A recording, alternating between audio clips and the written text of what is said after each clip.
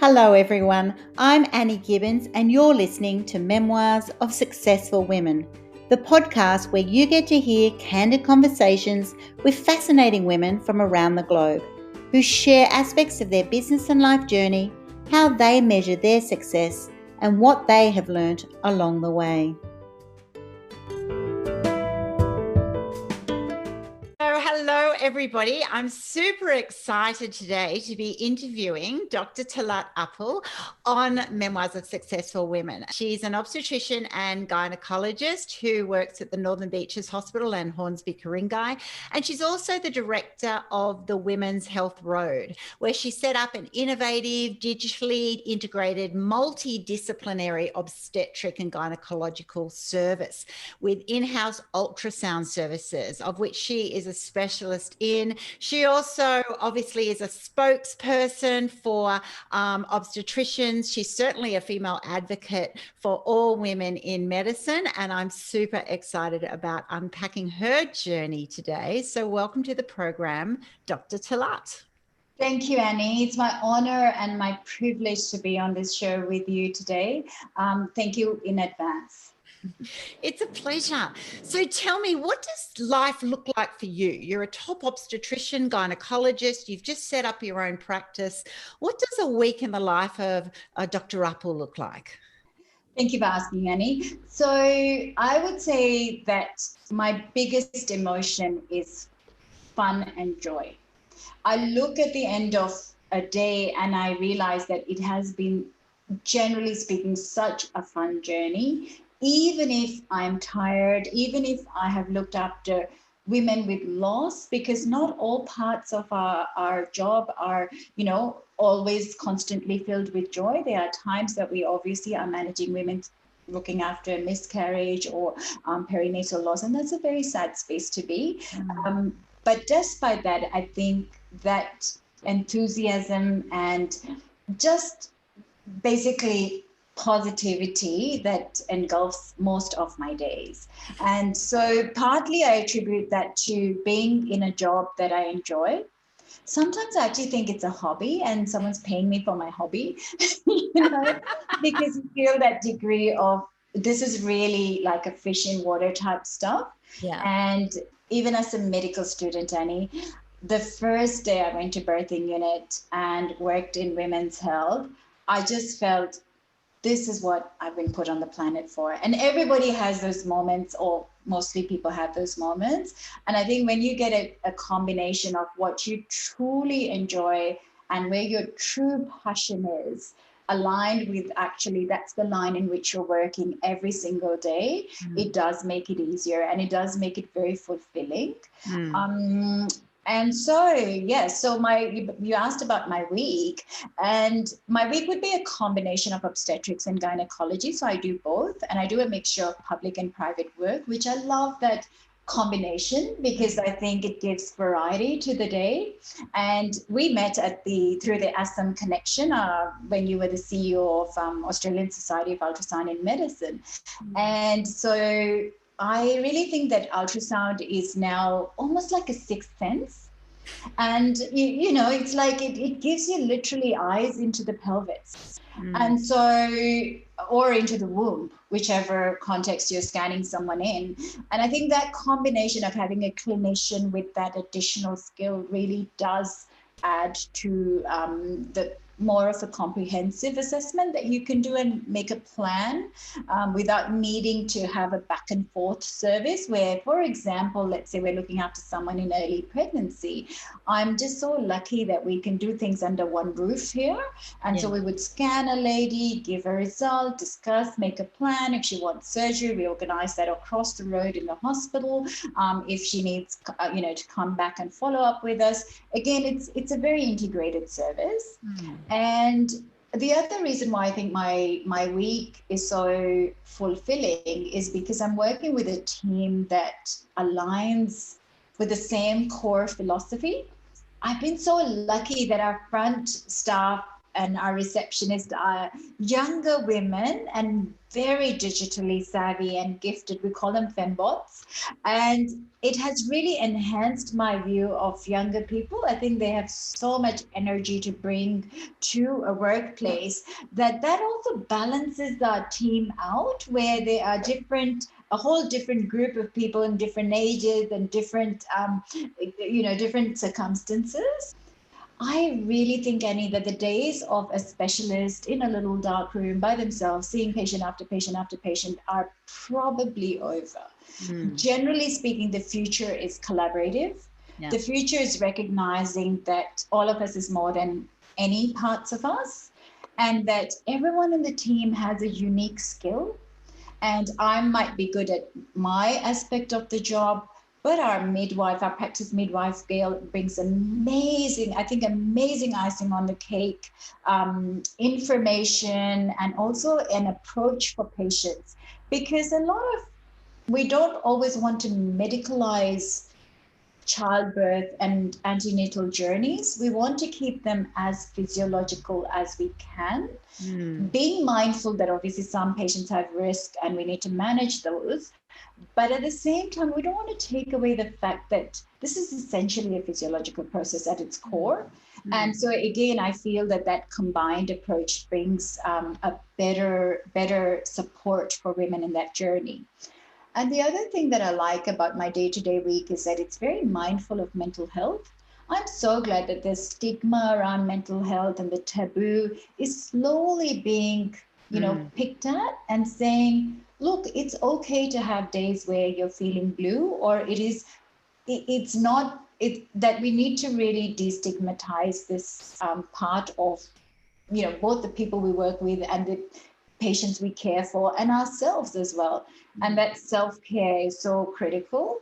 So back to what you asked, I think the week, generally speaking, is quite fulfilling. It is often busy, and I've only focused on the work, but really the essential of our being is family. And so I am so lucky that I have 3 beautiful children. I have a husband that's supportive, and my parents are still well into their 80s and alive, and both are, they're so cute, and they've constantly been there for us, for my sister and I. And my sister is a specialist as well. She's an ICU specialist and has 2 adorable children and a dog that's so gorgeous. Can't leave out the family dog.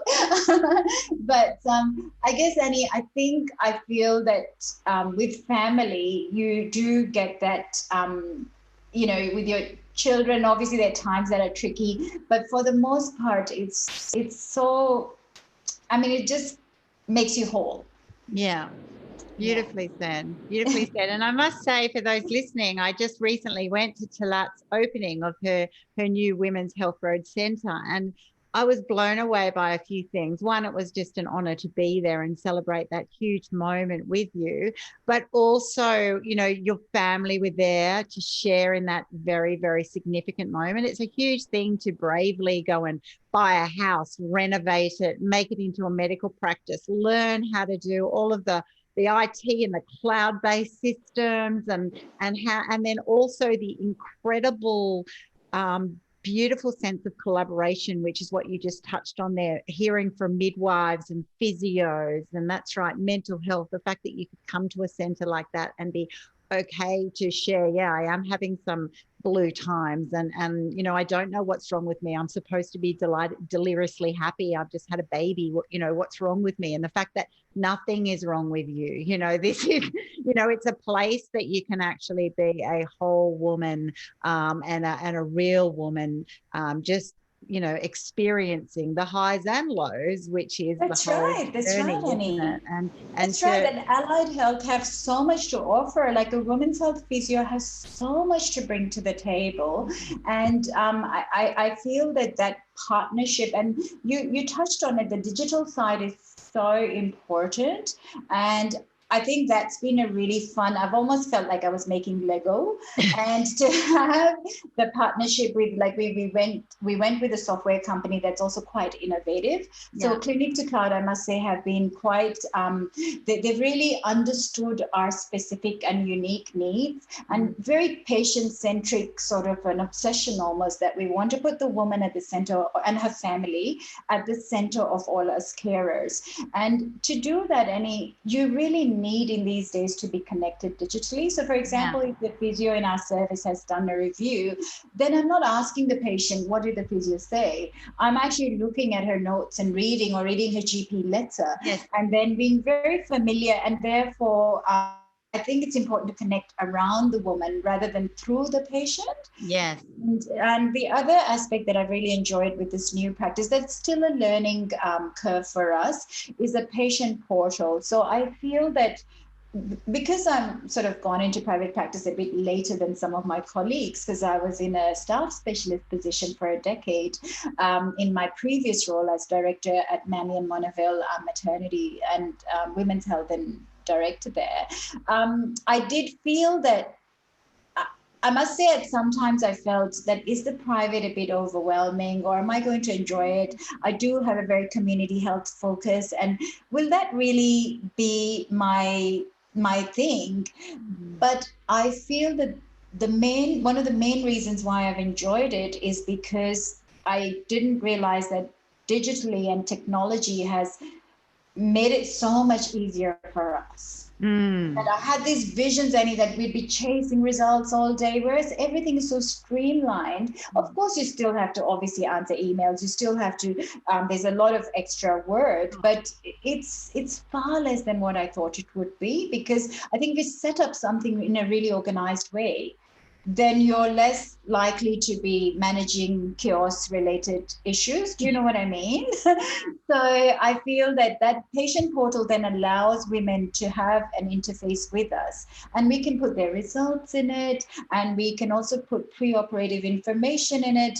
And I think it's different to giving someone a pamphlet like we used to previously. Kinder to the environment, and it's at the woman's touch of her fingers. So she can then show it to her friends or to her mother, or sometimes want to go home and talk to their husband or their partner, or, it's just so much more freedom and liberating, both for patients and for the clinicians. I think it's just such a brilliant advancement in the way, one thing from the patient perspective, to be so involved and integrated into their care plan, and then from the physician perspective to actually have all of that done. The fact that as a clinician, you often just think of the clinical skills and how impressive they are, but the honest truth that, when you set up a practice, you actually do need to know the whole of business approach and how does it all integrate, and it's a huge learning curve. That's right. How it then frees you up when you get it right. It frees you so up right, Annie. Yes. Doing what you want to do. You don't want to be problem solving and where are results and all this admin. You want to be there with your patient. You want to be... Exactly, Annie, you've nailed it. That even though I am very managerially focused, you want to spend time with the woman or with your patient. You don't want to spend most of the time doing paperwork. And especially for me, I'm a two-finger typer. So I wanted to really not be dwelling on too much of that. It's impossible to do away with it completely. But even things like having voice recognition, and it just makes the notes almost flow. And so it saves me time. And again, if we have consult time of 20 minutes or whatever different consult times are, then I'm finding I'm spending 16 or 15 minutes of that talking to the woman and engaging with her. And that's exactly what you want. You want technology to enable our platforms rather than being something that you whinge about or find difficult or find uphill. Exactly. Sometimes there have been issues and we've tweaked and we're constantly learning and making some mistakes that we learn from. But overall, I must say that has been an enabler I have found in the private system. Brilliant. I also think it'd be a huge confidence builder although when you're the patient or the client having that service, you assume everything's being looked after, but that's it. When you are a patient and people can't find your records or don't know where your results are or things like that, you it's very easy to get that feeling of, well, who's actually managing me? You know, I'm in a situation that I'm actually out of my comfort zone. I'm assuming there's some professionals, and is it my GP? Is it my obstetrician? Is it the sonographer? Is it, you know, who actually, and I know because I've been in health education for a couple of decades, it doesn't matter what disease state it is or what health condition it is, there's always a multidisciplinary team. And it's as the patient, it's kind of like going, well, who actually is pulling all this together? And so it's a really comforting thought, I imagine, if it came into your clinic and you go, oh, that's right, I can do everything here, plus I have the expert team here, and any result that we need, it's all at our fingertips and very open and transparent. You know, I think yes, Sunny, you have nailed it. That's exactly the philosophy. And I think what happens is that once you organize the workflow in that way. So for example, like our GPs are our referrers, and they're also such a critical role they play for women in terms of managing their day-to-day issues, and they're called specialists in life for a reason, because they provide that amazing service. And I feel that it's part of us respecting them. And so our letters go out that same day, usually just after the patient has left the room. But if we are obviously catching up or busy, or I've had to rush for a delivery or something, then they go at the end of the working day. Hardly ever do we have any accumulation of our letters, unless we're waiting for a particular result or some sort of exceptional situation. So I'm also enjoying that communication, not only with the patient and within our own little team, but it's actually the other stakeholders that we engage with, and how can we do that in a more professional way, respecting them, but also in a timely way. Because I have had instances where patients, after seeing us, have developed something new and have had to go and see the GP, and they've already got the information from our end, which is great. Because typically the digital system in Australia, and in fact the whole healthcare system, might be considered somewhat fragmented by many of us. And this is not a criticism, it's a really good health system. We don't always talk to each other electronically in the best possible way. We know that. Yeah, exactly. So I want to move on now to, you speak out openly about, you know, gender differences in health professionals and diversity, the area of gender and diversity. So as a woman, as a senior specialist, you know, in a hospital, how have you found that road to be, you know, as a woman up the ranks? So first of all, Annie, I think that there's a lot of good change happening. So I can palpate that. It is palpable, okay? Because for various reasons, I feel that obviously women are more empowered. We do recognize that in general, women are disadvantaged both from womb to tomb, as it is said. That, you know, sometimes, especially when you look at places where female infanticide is not uncommon. People diagnose and say, okay, it's a girl, we're going to abort it. So there are lots of disadvantage that start so early, even before a girl is born. And so then there are other challenges along the journey. Women may have less access to education. That's not necessarily the case in Australia, where in many institutions, as we well know, university students and medical students intake are now more women. And even particularly in my own field, obstetricians and gynecologists, there's certainly more interest from female registrars entering the specialty. But that notwithstanding, we cannot underestimate the disadvantage that women feel at different levels. And that whole intersectional concept of, if you add on, you know, there's sexism, then there might be some element of racism in different contexts and at different times, that it does become hard for women of color, particularly, I think, is a group of where we are often very underrepresented. And I cannot tell you how many times I've been in forums, in, you know, platforms, in areas where I cannot see who I want to be. There is no female professor there that's a woman of color. So many times I'm in big rooms and I do not see who I want to be. There are very few women in clinical leadership in obstetrics and gynecology, and that again is a changing field. It's not anywhere the sort of statistics we had a decade ago. But even if you look at, you know, for example, our local area, there are very few, there's actually hardly any women in leadership positions in obstetrics and gynecology. So, and this is not to say that, look, you know, anyone is going into a hospital and saying, look, I'm not going to allow women to lead. But unfortunately, there is still, either we say, look, they're just no capable women, you know. Yeah, what's the likelihood? In a whole geographical area. Or we say, look, something is very wrong. Yeah. That we are not empowering. I've had so many women say to me, I don't even bother to apply because I know I'm not going to be selected. Wow. Why? Wow. So my advice to women is, please apply. It does not matter if you don't get the job. It is okay. It's not a big deal. In fact, we have a very, I'll give you a picture of it, of a picture we have, which is a door. It's a series of doors.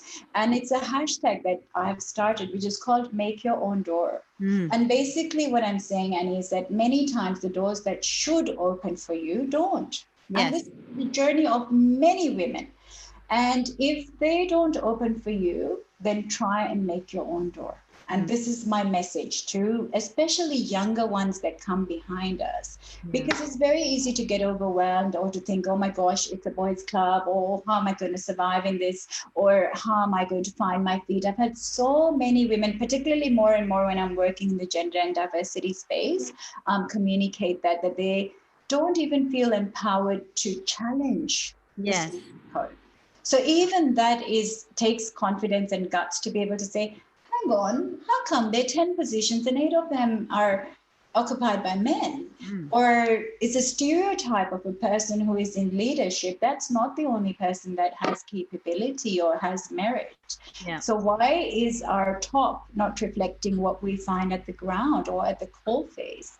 So that conversation, I think, is important to have and to highlight. And my experience has been, Annie, that, and I've called this out many, many times over the years, and I have found that although it often does not help your own personal cause, but it helps those that come behind you.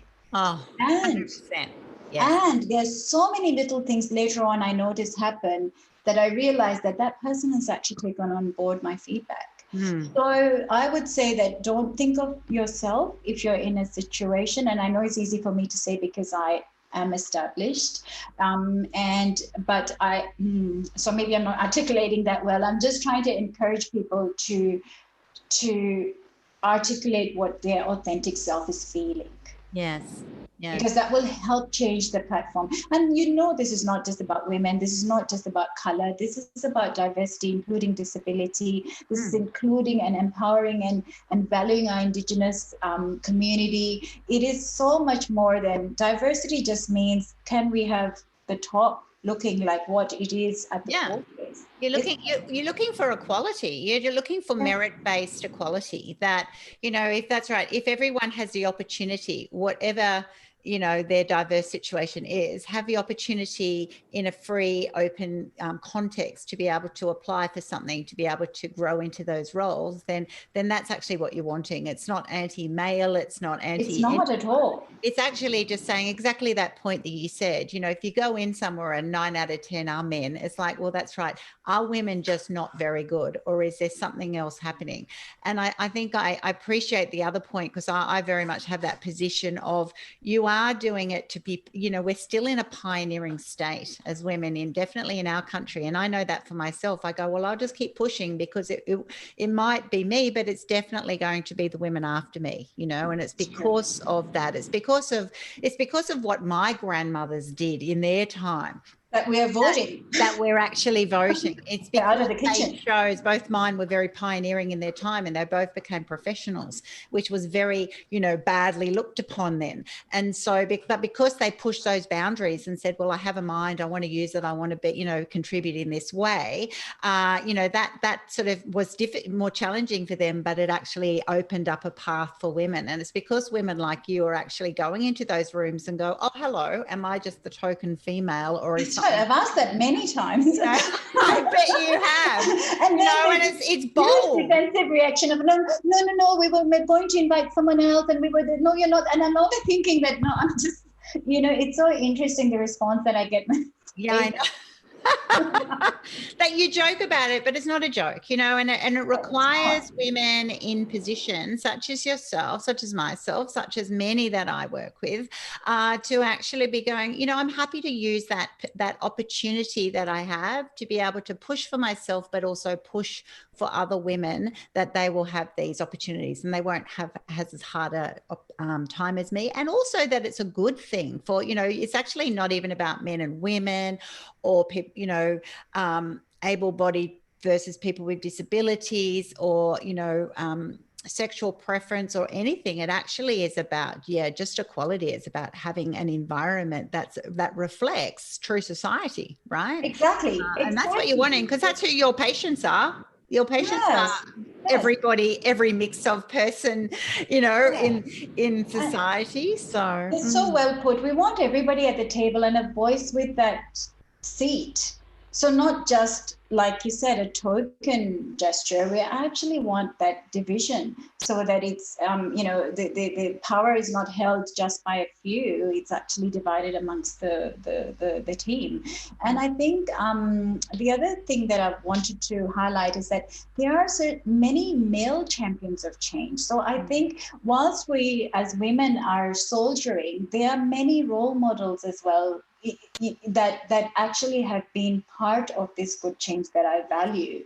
So, and I think it's so powerful when men recognize that, look, there is a problem. Yes. There are women with merit that are constantly being overlooked.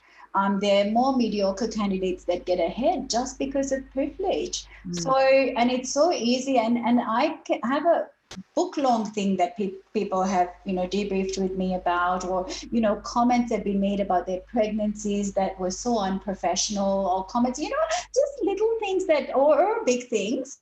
There's still a big disadvantage that we face. There's no doubt about it most of the times. Yes. Okay. But there's lots of good work. I'm really glad that our college at RANZCOG has organized a gender and equity committee that is doing work in that space. So I think the first thing, and although on a number of levels, I've had a few people say, oh, it's just a token service, not necessarily about the college, but general gender and equity, different committees. But then I always go back and say, look, 10 years ago, was anybody having this discussion? So even if it's token, at least we're talking about it. At least we're empowered enough to say, yes, we feel uncomfortable about, you know, the numbers or the glass ceiling issues. Or so even that is the progress. Oh, that is huge progress, Talat, because I was working in a senior role with one of the specialties only 12 years ago, 10, 12 years ago, and they had a policy that people on the program couldn't have more than 2 children. Women could not have more than 2 children, or they got kicked off the fellowship program, you know, and that's not very long ago, you know, and then it's like, how is that possible? When they have 3, they just, it's like, oh yeah, they wouldn't be able to keep up with. You can't now manage and juggle everything, of course. Yeah, exactly. And it's like, wow. So, you know, this is how far we have still, you know, we've come. So the fact that you actually have a college that has it on the table and says, okay, well, let's address it as an issue. And we are doing many things really well. And that's not just women who are campaigning for this. There are many fantastic men who are supporting and advocating for you. I mean, I even found that, you know, launching my biography, which had a lot of personal sharing and traumas and stuff, I actually had a lot of men go, well done, you do this. This is really important for women. And it's wonderful. How powerful is that, Annie? Because we are for change that is, you know, changing the dynamics, but especially, like we said, those that come behind us, because we definitely want to do our little bit. Our grandmas did what they could do to make things better for us. And we have such a huge ethical obligation to try and level the playing field for those that come behind us. So take us back now. What was the young Talat's life like? Did you, you know, when you were a little girl, did you think, you know, you said before actually at the opening of this podcast that you knew as soon as you stepped into that obstetric room that, oh my gosh, I want to be an obstetrician. But so was that right from childhood? So no, Annie, actually it wasn't. And I think maybe it's in I was born into a very mathematical family. So my father is a professor of mathematics, as is my mum. They're both very high achievers in their field. And so it was quite an academic household, and education was really valued. I must say that I had some subtle encouragement to consider medicine. I was not necessarily thinking about becoming a doctor. And this was not pressure or anything like that. But I think in a whole generation, and many Desi people would understand what I'm talking about, but there's a lot of pressure for people to consider becoming a doctor or an engineer. Yeah. And so and for me, my dad did want me to consider that. It was not in a nasty way at all. Anyway, so I did do medicine very much like, oh, okay, I'll do it because my dad wants me to do it, which sounds silly now, but really, really, I think it was not until as a fourth year medical student that when I was in an obstetric and gynecology ward, and I've grown up in Africa, I grew up in Nigeria, and so I was in a big tertiary hospital that we were attached to as medical students, and so I just felt that, my gosh, this is just where I belong. And although there's no way I can glamorize that. The how difficult obstetrics was there, because your resources are so limited, and all those things like using a torchlight to do a cesarean section, these are my first-hand experiences. These are not someone telling me something or me reading or watching, and just women dying for lack of money or lack of resources or timely access to healthcare.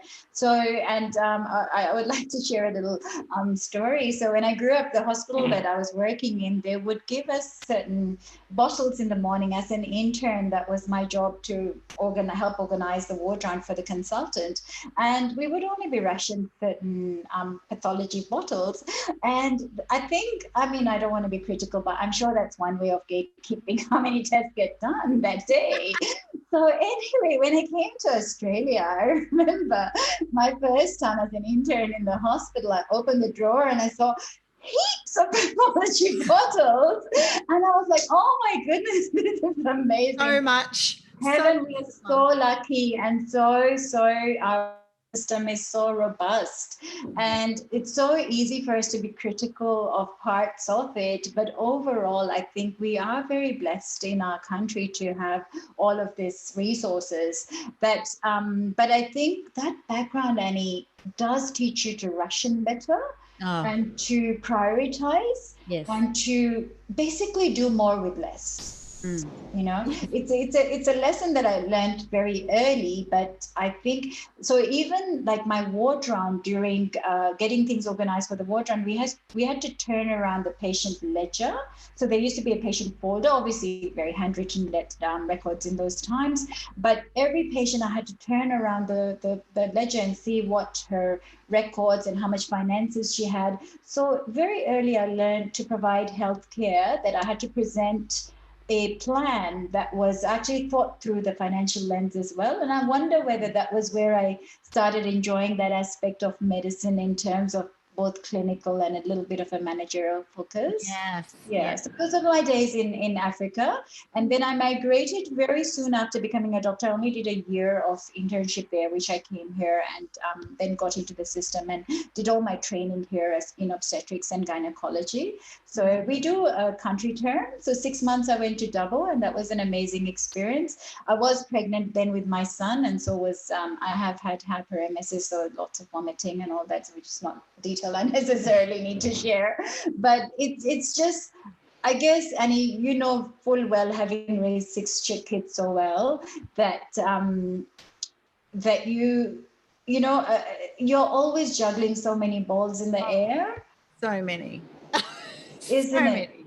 Yeah, exactly. Every day. That's right. You're not just at work. You're at work thinking of, 50 million things that are on your list with the kids, or what's happening, where they're getting picked up, dropped off. Have you packed the right thing? What are you having for dinner? That's right. Someone's got a cold. I hope they're feeling well. Like the female brain is just phenomenal the way we sort of do that, and then suddenly you then have this incredible focus while at work as well. So yes, very well put. I admire you, particularly when you're learning something new. That's even hard when you're maintaining, when you have those skills and you're still juggling just normal business and life, right? But when you're in a growth phase, that you were doing a traineeship, or you're doing university studies and other things, that your brain's you're at this higher level of concentration. It really is an incredible, extraordinary time. That's right. And somebody put it well to me that I've kept. I thought that was a good concept, that when you're younger, you often have less affordability, so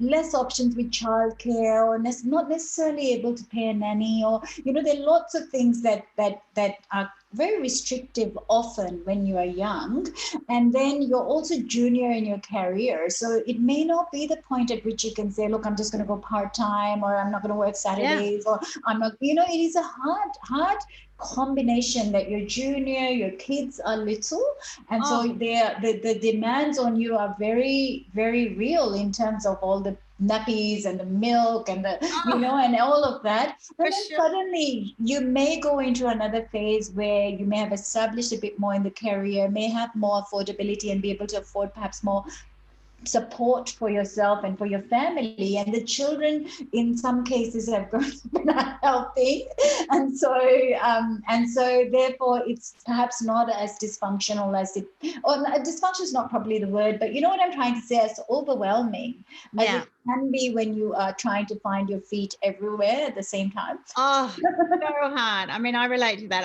I remember because I had two sets of twins, as you know. Yes. I had the first twins. Between the first and the second twins, I still went back and did some night duties while like still expressing, because I was breastfeeding them and everything. And I had people going, oh my gosh, why are you trying to be super mum? Why are you doing that? But I was only 23 years old. Like, I had baby twins. We didn't have money. It wasn't as if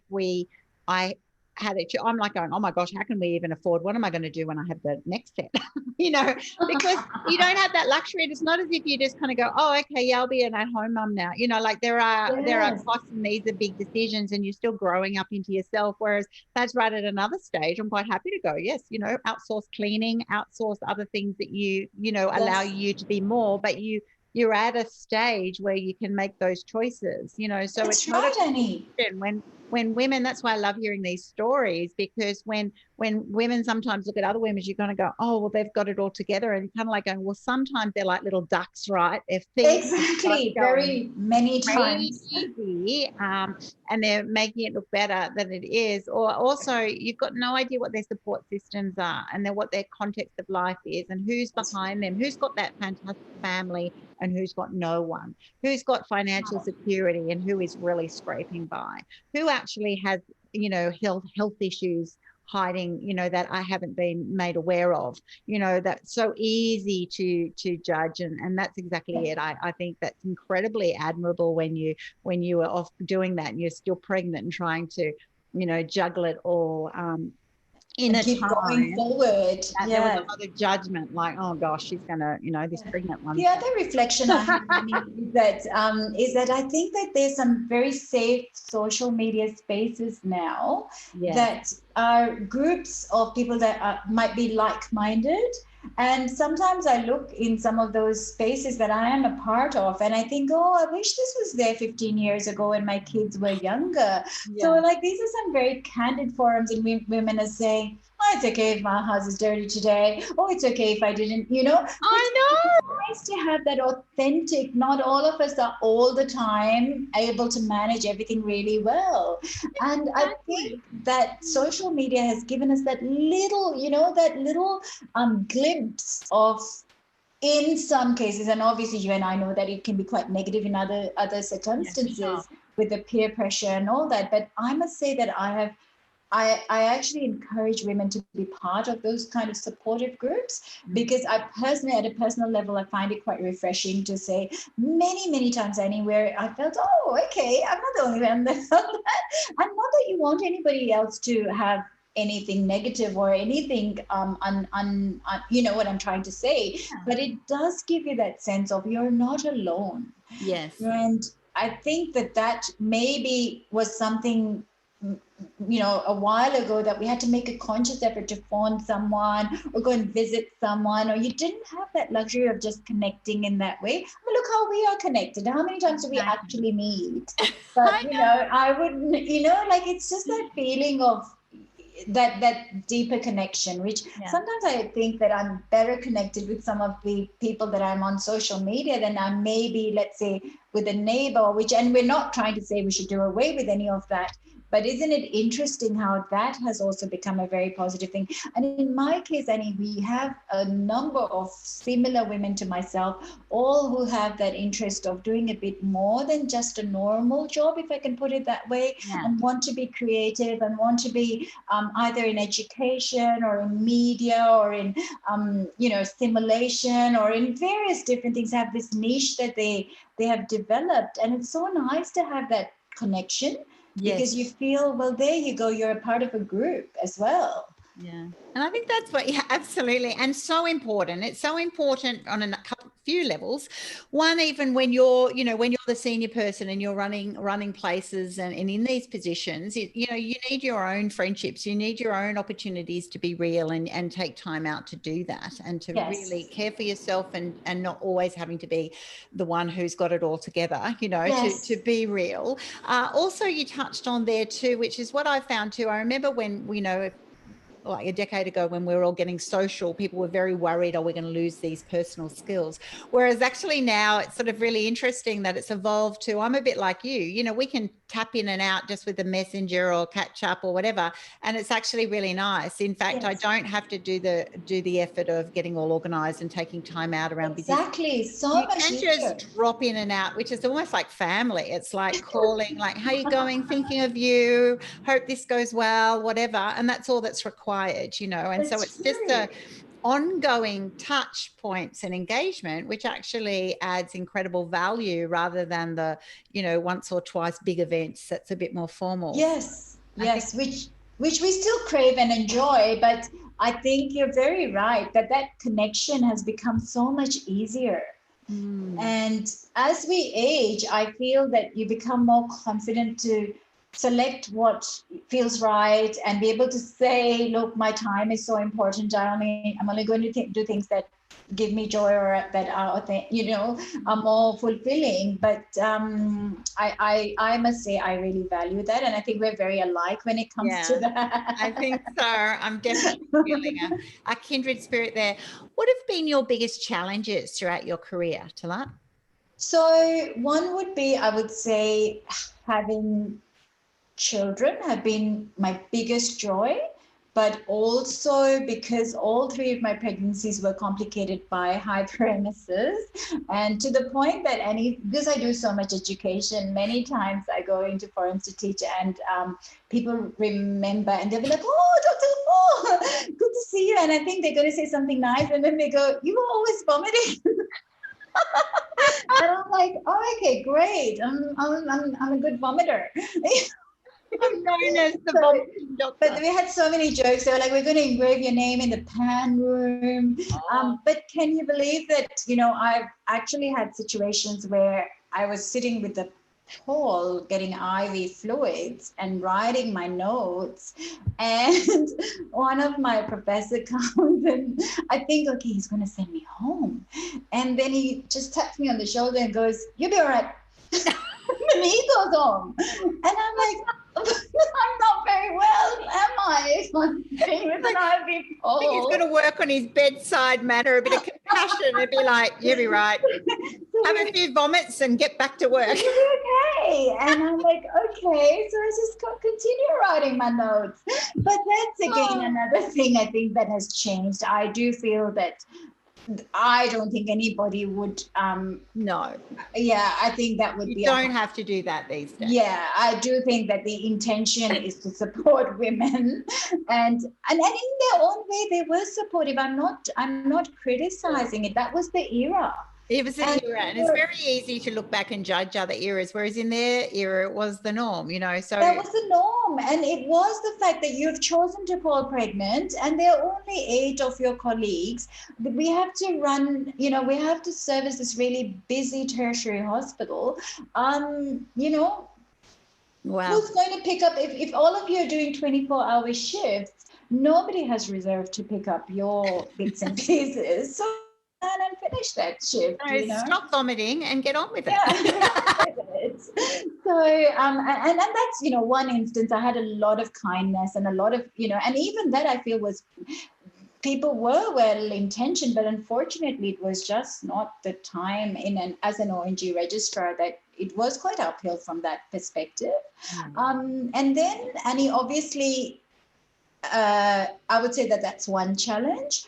I think otherwise, mostly I would say, apart from your day-to-day challenges of obstetrics and gynecology, you know how onerous that is in terms of hours, in terms of and especially me being a bit nerdy, always wanted to do something or the other, studying this, and that's why I got the DDU and got a couple of other fellowships in management, because I just can't have enough.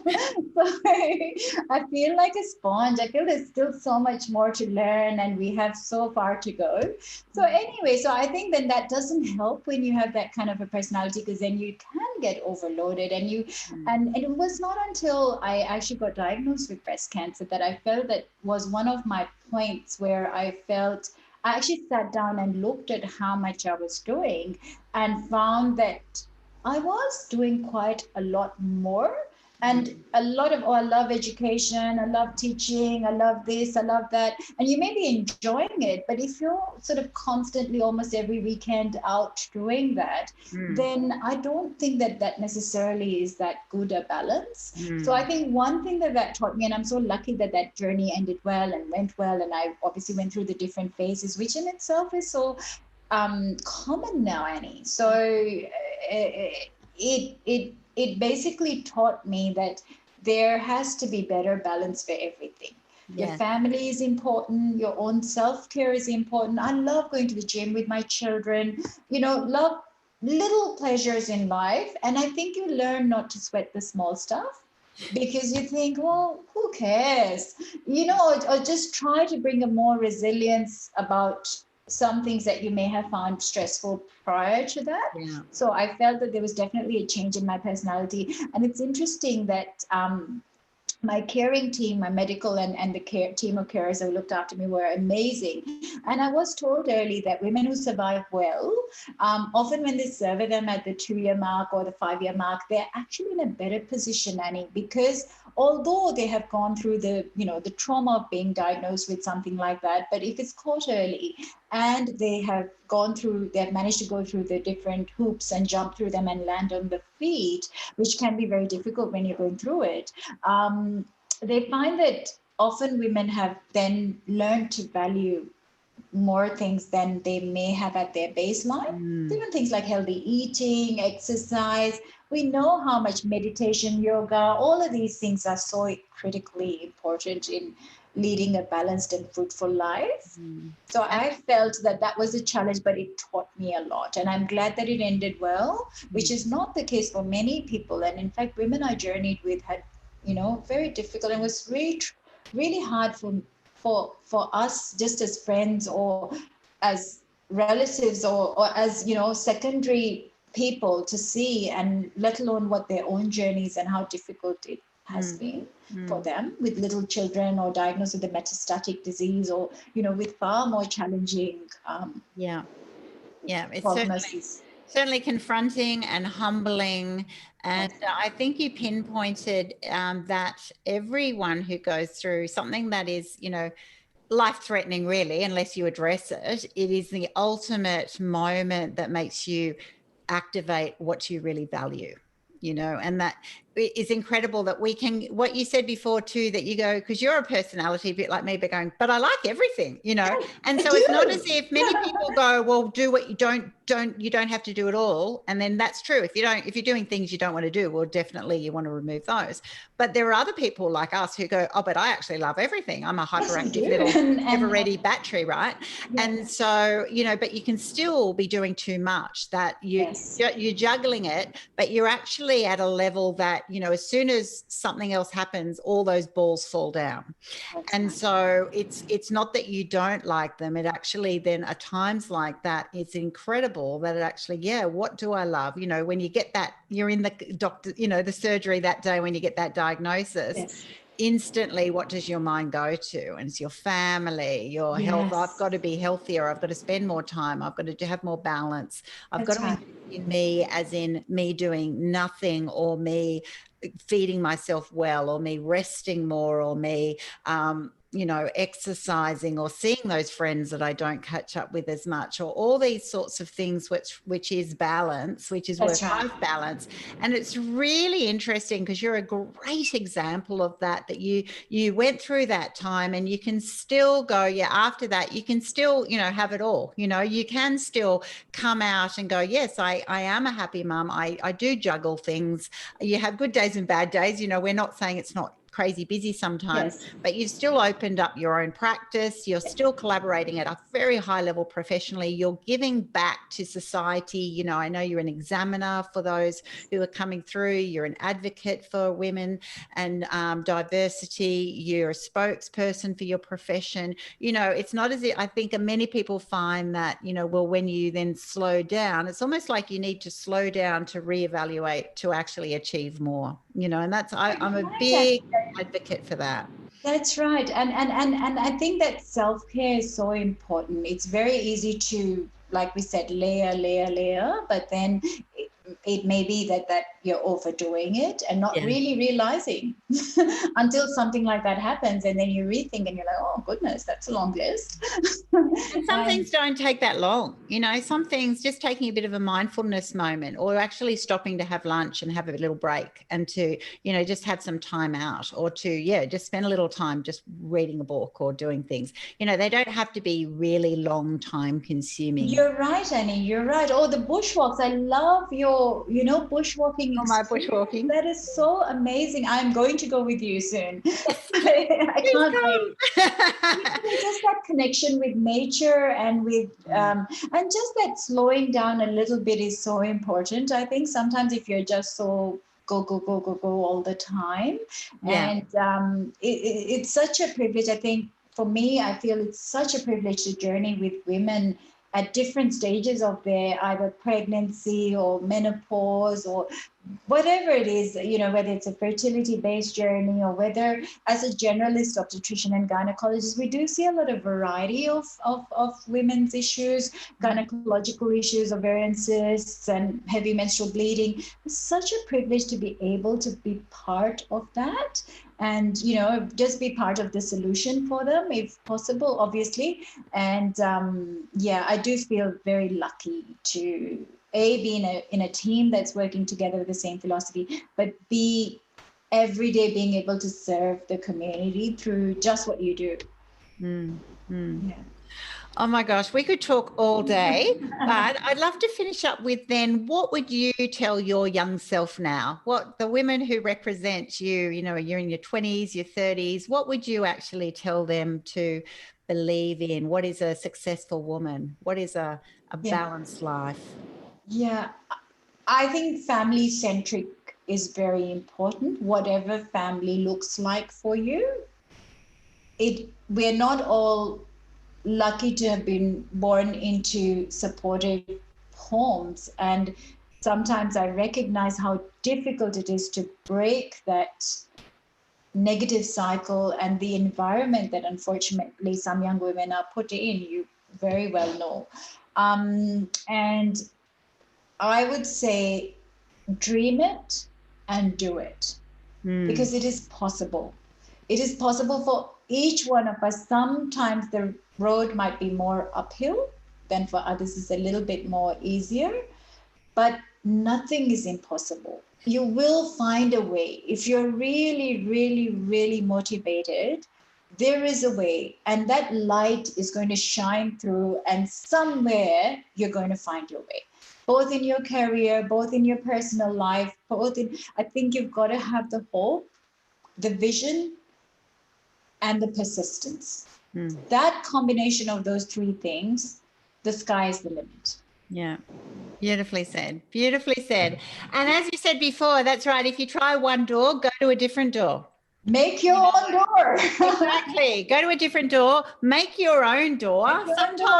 Sometimes also go to another level and go, well, who said the door opens that way? There's plenty of ways. And I've actually embraced that when I said, okay, you're supposed to open it this way. Well, what if it's actually the opposite? What a good way. Think outside the box and go, well, there you go. I've had plenty of moments like that in my life. And my career. And sometimes I've had moments where I've looked back and I thought, I don't even want that door anymore. Exactly. I went in there. I thought that was all I wanted. And then I got pining for that, Overrated, that's right. Doors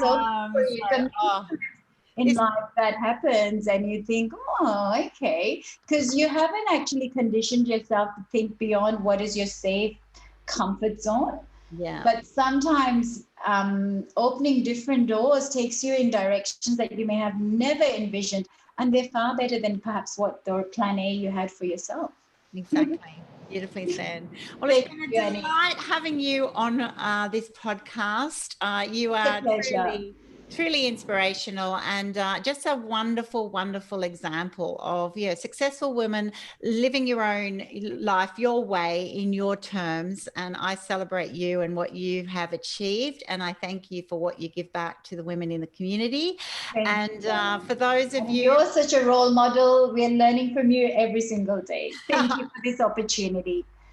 Thank you so much. And everybody, you can find my social leads for Dr. Talat Uppal. You can certainly Google the Women's Health Road if you're in Sydney and you're looking for a fantastic obstetrician gynaecologist who is just totally passionate about holistic women's health.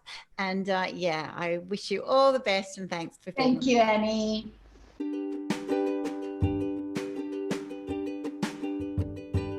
Thanks so much for listening to this episode of Memoirs of Successful Women.